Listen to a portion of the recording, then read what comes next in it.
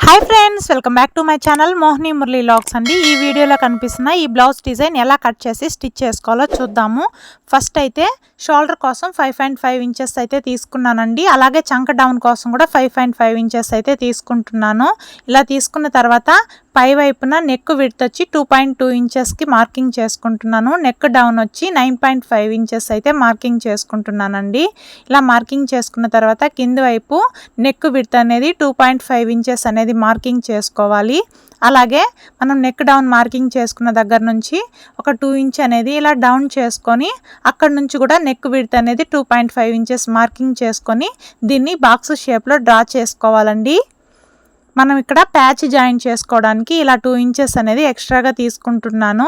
ఇలా బాక్స్ షేప్లో డ్రా చేసుకున్న తర్వాత దీంట్లో మనము పార్ట్ నెక్ అనేది డ్రా చేసుకోవాలి. ఇలా కరెక్ట్గా పార్ట్ నెక్ అనేది మనకి షేప్ అనేది కరెక్ట్గా వచ్చేలాగా డ్రా చేసుకొని నెక్ అనేది కట్ చేసుకుందాము. ఇలా కట్ చేసుకున్న తర్వాత ఈ నెక్ పీస్ తీసుకొని క్యాన్వాస్ పైన నెక్ షేప్ అనేది డ్రా చేసుకోవాలి. చూడండి, క్యాన్వాస్ని ఇలా డబుల్గా ఫోల్డింగ్ అనేది చేసుకొని మనం కట్ చేసి పెట్టుకున్న ఈ నెక్ అనేది ఇలా పెట్టి ఇది కదలకుండా ఉండడానికి ఒక పిన్ అనేది పెట్టుకోవాలండి. మిడిల్లో ఇలా పిన్ అనేది పెట్టుకొని దీని చుట్టూ మనం మార్కర్తో డ్రా చేసుకోవాలి నెక్ షేప్ అనేది. ఇలా చుట్టూ నెక్ షేప్ డ్రా చేసుకున్న తర్వాత ఇప్పుడు కింది వైపు 1.5 ఇంచ్ అయితే తీసుకున్నాను. అలాగే నెక్ చుట్టూ మాత్రం 1 ఇంచ్ ఉండేలాగా నేను ఇలా మార్కింగ్ అనేది చేసుకుంటున్నానండి. కింది వైపు మాత్రం మనము షార్ప్గా తీసుకుంటాం కాబట్టి 1.5 ఇంచ్ అనేది తీసుకున్నాను. నెక్ చుట్టూ మాత్రం 1 ఇంచ్ అనేది తీసుకున్నాను. ఇలా తీసుకున్న తర్వాత దీన్ని కూడా పార్ట్ షేప్లో డ్రా చేసుకొని మనము ముందుగా పెట్టుకున్నాం కదండి పిన్నుని, ఆ పిన్నుని తీసేసి క్యాన్వాస్కి పెట్టుకోవాలండి కదలకుండా ఉండడానికి. ఇలా పెట్టుకున్న తర్వాత వీడియోలో చూపిస్తున్న విధంగా షేప్ అనేది కరెక్ట్గా వచ్చేలాగా నీట్గా కట్ చేసుకోవాలి. ఇలా కట్ చేసుకున్న తర్వాత పై వైపున మనము మొత్తం కట్ చేసేయకుండా ఒక 1/2 ఇంచ్ అనేది ఇలా కిందికి మార్కింగ్ చేసుకొని నెక్ అనేది కట్ చేసుకోవాలి. ఇలా కట్ చేసుకున్నట్లయితే మనము ఈ క్యాన్వాస్ని క్లాత్ పైన పెట్టి ఐరన్ చేసుకునేటప్పుడు నెక్ విడ్త్ అనేది వెడల్పుగా రాకుండా కరెక్ట్గా ఉంటుంది. చూడండి, ఇలా కట్ చేసుకున్న తర్వాత ఇప్పుడు దీనికి మనము క్లాత్ అనేది శారీలో క్లాత్ అనేది తీసుకుంటున్నానండి. ప్యాచ్ కోసం ఒక 6.5 ఇంచెస్ క్లాత్ అనేది శారీలో కట్ చేసుకొని మనం దాన్ని ఇలా డబల్గా ఫోల్డింగ్ చేసుకోవాలి. డబల్గా ఫోల్డింగ్ చేసుకొని మనం ఆల్రెడీ కట్ చేసి పెట్టుకున్న క్యాన్వాస్ని దీనిపైన అనేది ఇలా పెట్టుకొని మనకి ఎంత పొడవైతే కావాలో అంత పొడవుకి ఇలా క్లాత్ అనేది కట్ చేసుకున్న తర్వాత రెండింటిని కూడా ఇలా ఒకదానిపైన ఒకటి పెట్టి మిడిల్లో ఒక స్టిచ్ అనేది వేసుకోవాలి. ఎందుకంటే మనకి వెడల్పు అనేది కరెక్ట్గా సరిపోవాలి కాబట్టి ఒకదానిపైన ఒకటి పెట్టి క్లాత్ని ఇలా జాయింట్ చేసుకుంటున్నాను. ఇలా జాయింట్ చేసుకున్న తర్వాత దీనిపైన పైకుట్టు అనేది వేసుకోవాలండి. ఇలా స్టిచ్ చేసుకున్న తర్వాత దీన్ని ఇలా రివర్స్ చేసుకొని ఆల్రెడీ కట్ చేసి పెట్టుకున్న క్యాన్వాస్కి ఒకవైపు షైనింగ్ అనేది ఉంటుంది. ఆ షైనింగ్ ఉన్న వైపు ఇలా క్లాత్ వైపు వచ్చేలాగా పెట్టుకొని దీన్ని నీట్గా ఐరన్ చేసుకోవాలి. క్యాన్వాస్ని క్లాత్ పైన పెట్టి ఐరన్ చేసుకునేటప్పుడు ఐరన్ బాక్స్ అనేది హీట్ ఎక్కువగా ఉన్నట్లయితే తొందరగా అతుక్కుంటుందండి క్లాత్కి.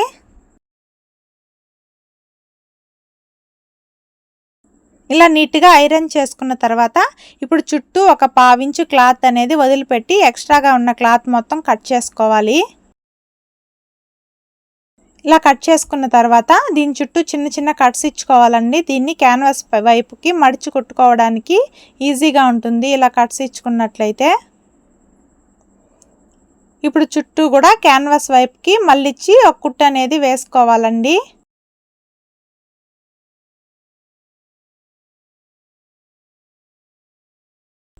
ఇలా చుట్టూ కుట్టుకున్న తర్వాత మధ్యలో ఎక్స్ట్రాగా ఉన్న మెయిన్ పీస్ మొత్తం ఇలా కట్ చేసుకోవాలి. ఇప్పుడు ప్యాచ్ అయితే రెడీ చేసుకున్నాం కదా, ఇప్పుడు బ్లౌజ్ ఎలా స్టిచ్ చేసుకోవాలో చూద్దాము. ఫస్ట్ అయితే మెయిన్ పీస్ రైట్ సైడ్ లైనింగ్ని పెట్టి కింది వైపు నడుం పట్టీ అనేది స్టిచ్ చేసుకోవాలి.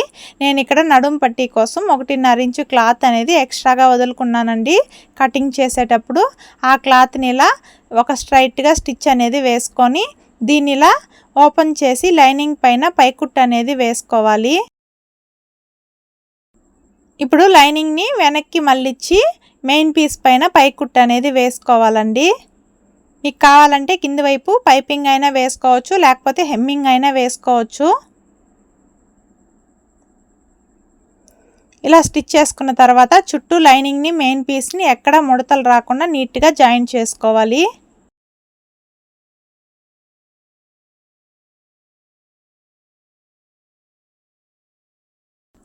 ఇలా చుట్టూ లైనింగ్ని మెయిన్ పీస్ని జాయిన్ చేసుకున్న తర్వాత ఎక్స్ట్రాగా ఉన్న మెయిన్ పీస్ మొత్తం కట్ చేసుకొని మనం బ్లౌజ్ అనేది నీట్గా రెడీ చేసి పెట్టుకోవాలి. ఇలా చేసుకున్న తర్వాత దీన్ని మిడిల్లోకి ఫోల్డింగ్ చేసుకొని మిడిల్లో ఒక టక్స్ ఇచ్చుకోవాలి. ఆల్రెడీ స్టిచ్ చేసి పెట్టుకున్న ప్యాచ్ కూడా మిడిల్లో అనేది టక్స్ ఇచ్చుకొని ఈ 2 టక్స్లు కూడా మిడిల్లోకి వచ్చేలాగా పెట్టుకొని నెక్ చుట్టూ ప్యాచ్ని జాయిన్ చేసుకోవాలండి. ప్యాచ్ని జాయిన్ చేసుకునేటప్పుడు ప్యాచ్ని ఎక్కడా కూడా సాగదీయకుండా నీట్గా జాయిన్ చేసుకోవాలి. సాగదీసినట్లయితే మనకి ఫినిషింగ్ అనేది నీట్గా రాదండి. ఇలా మిడిల్ నుంచి కుట్టుకుంటూ రావాలి ప్యాచ్ని, అప్పుడే హెచ్చు తగ్గులు అనేటివి రాకుండా నీట్గా ఉంటుంది. ఒక సైడ్ స్టిచ్ చేసుకున్న తర్వాత ఇంకొక సైడ్ కూడా ప్యాచ్ని నెక్ చుట్టూ జాయిన్ చేసుకోవాలి. నెక్ చుట్టూ ప్యాచ్ని జాయిన్ చేసుకున్న తర్వాత ఈ ప్యాచ్ని ఇంకొక సైడ్ కూడా బ్లౌజ్కి జాయిన్ చేసుకోవాలండి.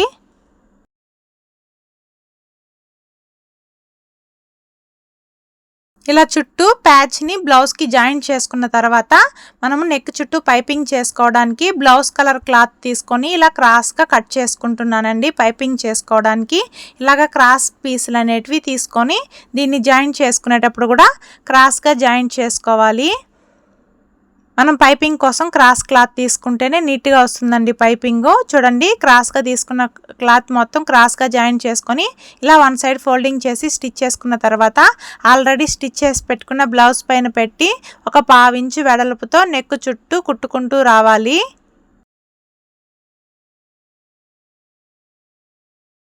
ఇలా నెక్ చుట్టూ పైపింగ్ క్లాత్ అనేది కుట్టుకున్న తర్వాత నెక్ చుట్టూ చిన్న చిన్న కట్స్ ఇచ్చుకోవాలండి. కట్స్ ఇచ్చుకున్నట్లయితే పైపింగ్ ఫినిషింగ్ నీట్గా ఉంటుంది.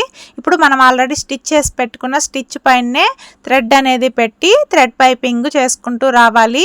ఈ థ్రెడ్ పైపింగ్ కోసం నేను 12వ నెంబర్ థ్రెడ్ అయితే తీసుకున్నానండి. మనకి 12వ నెంబర్ థ్రెడ్ అయితే పైపింగ్ అనేది చాలా సన్నగా వస్తుంది.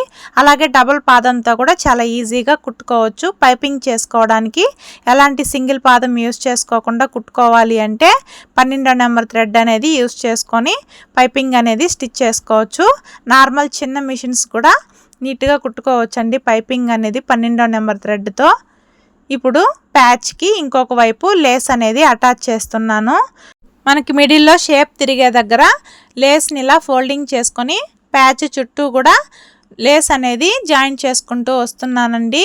ఇలా స్టిచ్ చేసుకున్న తర్వాత మనకి నెక్ దగ్గర ప్యాచ్ యాడ్ చేసుకోవడానికి ఎక్స్ట్రాగా 2 ఇంచెస్ తీసుకున్నాం కదా, ఆ క్లాత్ని ఇలా కట్ చేసుకొని క్యాన్వాస్ పైన పెట్టి చుట్టూ ఒక 1 ఇంచ్ అనేది ఎక్స్ట్రాగా వదిలి కట్ చేసుకోవాలి.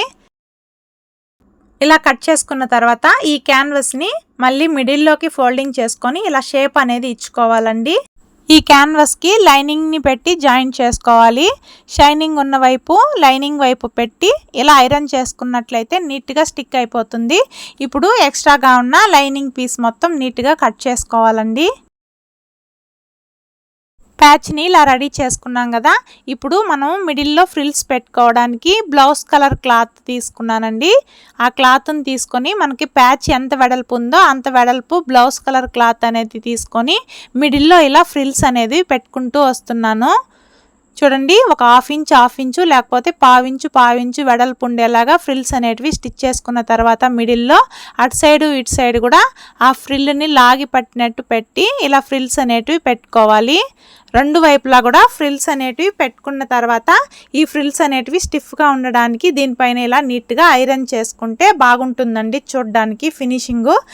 ఇప్పుడు ఈ ప్యాచ్ క్లాత్ని ఈ ఫ్రిల్స్ పైన పెట్టి ఇలా ఒక స్టిచ్ అనేది వేసుకున్న తర్వాత ఒక 1/2 ఇంచు వెడల్పుతో దాని చుట్టూ ఇలా కట్స్ ఇచ్చుకొని దీన్ని ఇలా రివర్స్ చేసుకొని పైకుట్టు అనేది వేసుకోవాలి.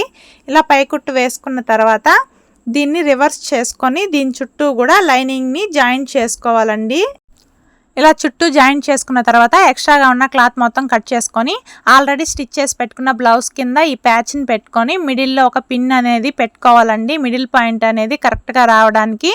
ఇప్పుడు ఈ ప్యాచ్ చుట్టూ కూడా ఒక స్టిచ్ అనేది వేసుకోవాలి. ఇలా స్టిచ్ చేసుకున్న తర్వాత మనకి మిడిల్లో పూసలు అనేటివి స్టిచ్ చేసుకోవాలండి. చూడండి, మనకి ఫ్రిల్స్ పెట్టాం కదా మిడిల్ పార్ట్లో, అక్కడ ఇలా పూసలు అనేటివి స్టిచ్ చేస్తున్నాను. మీకు కావాలంటే మిడిల్లో ఒక పెద్ద ప్యాచ్ అయినా పెట్టుకోవచ్చు.